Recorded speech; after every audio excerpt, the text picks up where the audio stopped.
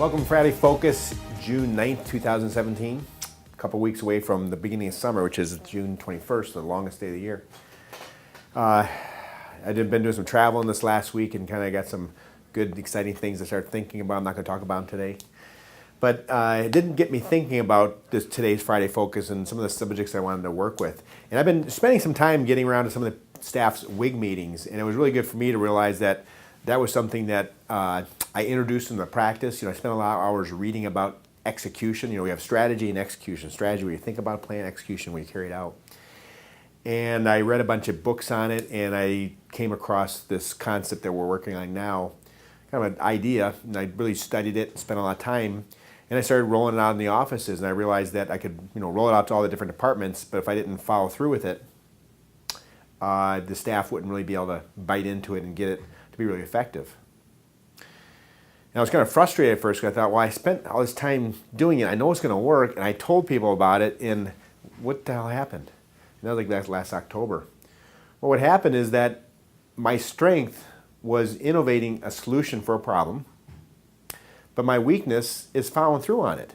And that's just an inherent issue.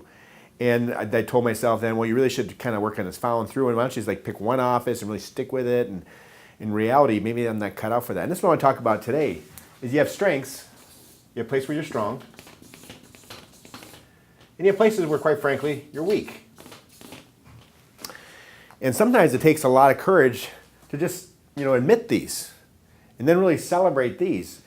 And, I was thinking about this when I was talking to different teams, and we'll have people making commitments, and sometimes the people making commitments are just the commitment people. They're ones that are really kind of, energetic and they want to help out. But they might be committing to something that they're weak in. And maybe somebody else is sitting there that didn't commit, that's their strength. And sometimes even to get an idea of, if you're trying to figure out what your strengths and weaknesses are, there's one very simple test that you can apply to see if it's your strength or your weakness. And I came across this in a discovery process when I'm doing this coaching. I'm having this executive coach in Toronto, Dan Sullivan.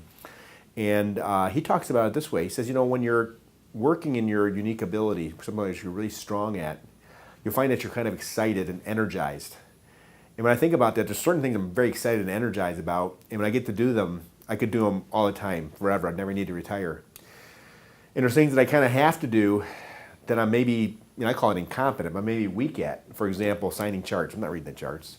Or signing documents or reading legal stuff. I don't want to do that. It's not like I'm not smart enough to do it. It's not my strength.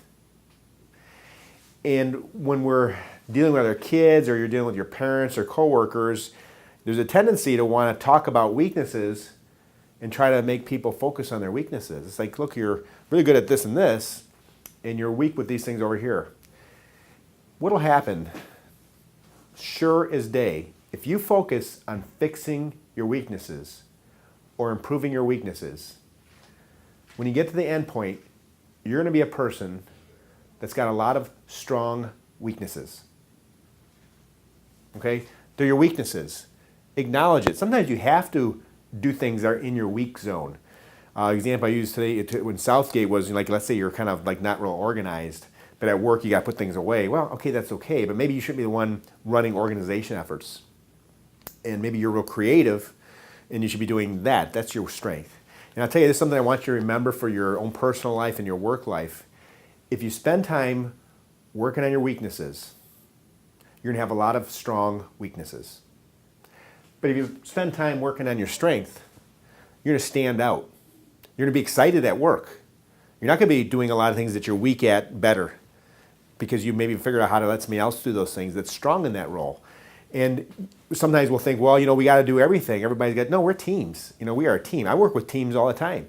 I have an executive team, and I complemented the executive team with people that can take my weaknesses and deal with them. Because I, quite frankly, don't want to spend a lot of time making my weaknesses better. It took me a long time to realize that. You kick yourself, and I blame myself. I have to read more about that and study more about that and try harder.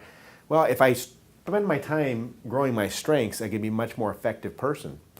And when I think this is a good opportunity for you to talk about at your morning huddles and at your weekly WIG meetings is, when you're making commitments, the person who's got that strength should really work on honing that strength.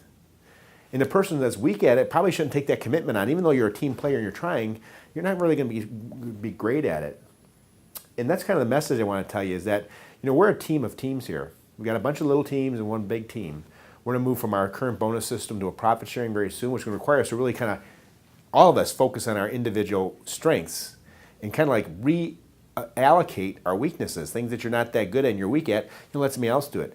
Donna has been with us for a long time, since 2005, 12 years.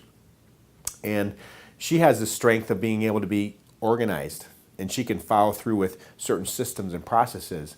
I'm very disorganized. It just makes us different.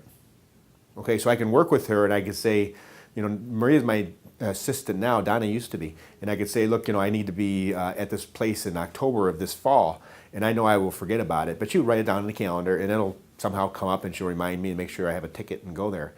And then when I go there, I can not worry about the fact that I didn't get the flight lined up or I forgot to get a hotel. Those are strengths and weaknesses, and that's a synergistic opportunity where you can work with your team and find out the strengths in your group and focus on letting those people really work inside their strengths.